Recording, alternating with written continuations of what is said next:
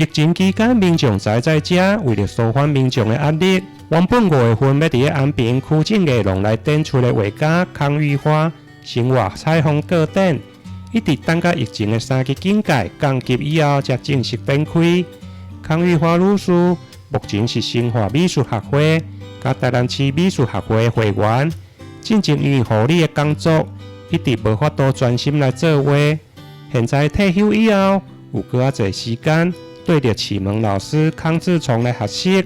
过得更加充实。在就职的时候，我就已经有想到退休之后我要过什么样的生活。那么，我希望我的下半人生呢是过得极为丰富跟精彩的。所以呢，在上班的时候，我就有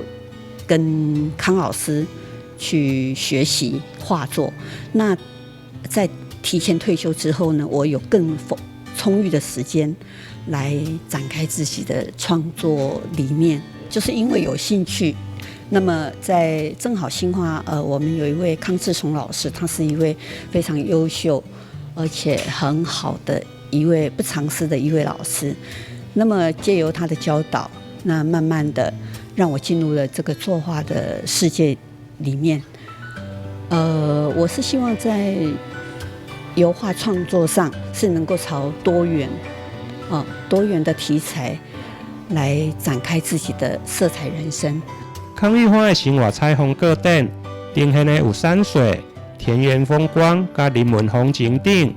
画的是国外旅游的风光，另外嘛有袂少台南的知名景点，提供民众放松舒压的好去处。画作呢，大部分都是经由旅游，那么所摄取的画面。那拍照回来之后呢，再逐一的从印象中、从照片中来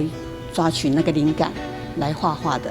好，那么这一幅呢，就是日本九州的金陵湖，在当地呢也是一个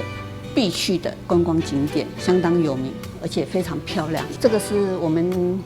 算现在台南市那个正亚卡盐田的黄昏，那么这也是许多摄影爱好者必去的一个景点之一。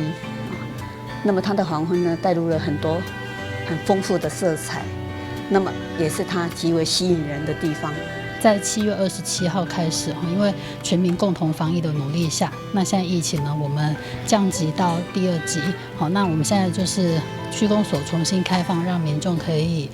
进入公所来洽公。那我们也想说，因为大家其实疫情期间都很辛苦，那希望借着这样子一个机会，我们重新开展，然后让大家可以用一个比较轻松的生活态度，然后来面对、来欣赏我们生活中美好的事物。目前这个展览对今日起一直到10月下旬，欢迎有兴趣的民众会用个到安平的区境艺廊来欣赏。